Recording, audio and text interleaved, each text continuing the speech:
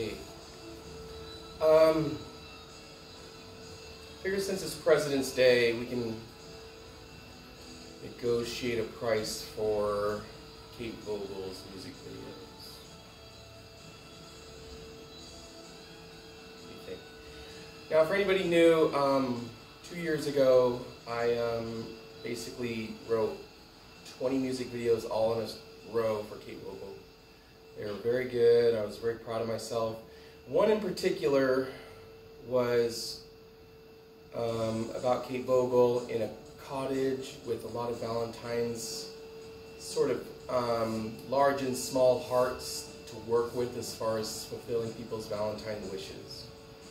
And I think because of that, I'm a little bit responsible for Valentine's Day, as I'm sure Kate Vogel feels. So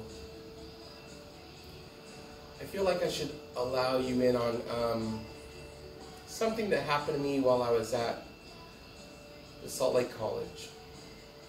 Now, originally it was 2 weeks before Christmas, and it was just this last Christmas, and I get to the campus and there's snow everywhere, and the students had just been released for break, and I have the whole campus to myself.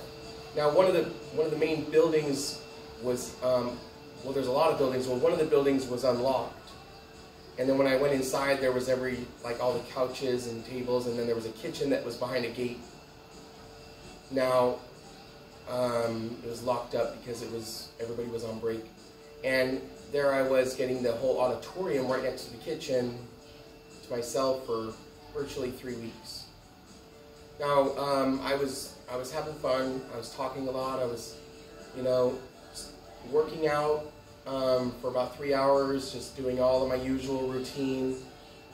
And there was like a bench, for instance, in the lobby that I was using for my curl bar, and then I stole some leg weights from the store during the day and was using them for my ab workout, putting them on my toes, and then sitting on the edge of the table and then lifting my feet like this, and then putting my toes underneath the chalkboard and then laying my back off the edge of the table, going like that.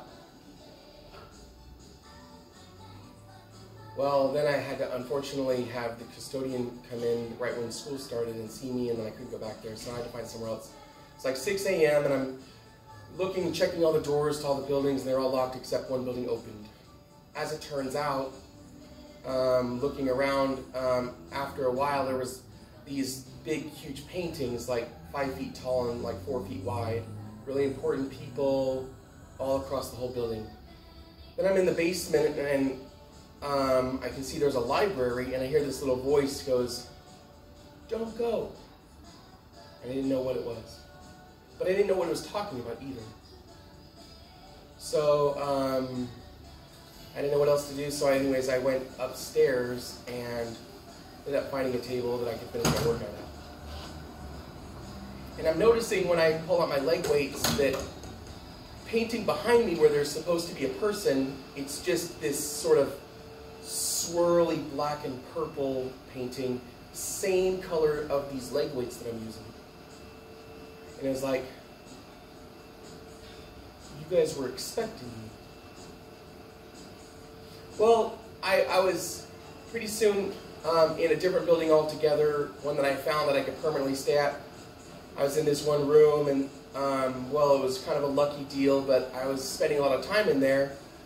And I noticed, because I was singing on the ground, that when it was done I was like really good at it, and then there was still that constant voice that would just say, like in a different tone, "I'm sorry."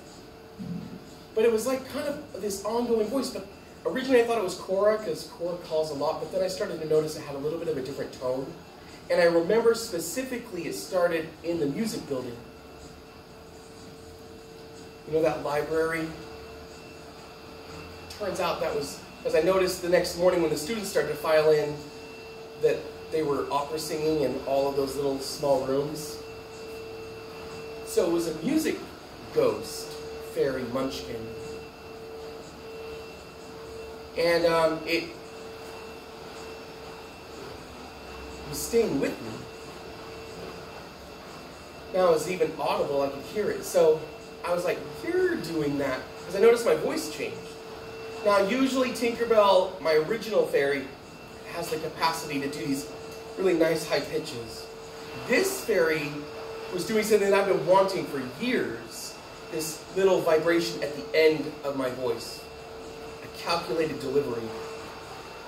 A gift. I mean, I was always struggling with that because you could tell if you were listening to some of my older songs that I was trying versus it just being a gift. Sort of like a second fairy to just sort of say, I got all that under control, don't you worry. So you're doing that. And it's like, and then I did another album, and I'm like, that's when I did Cheyenne Kimball. I'm like, you're doing that. I was really happy with Salt Lake College after that, for it sort of handing out a free musical fairy. So,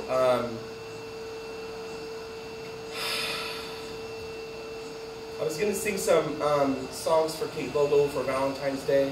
That way we can sort of negotiate, you know, where it is we can go from some of the videos that I've been writing and hopefully being qualified to be a director for these really, really special singers out there.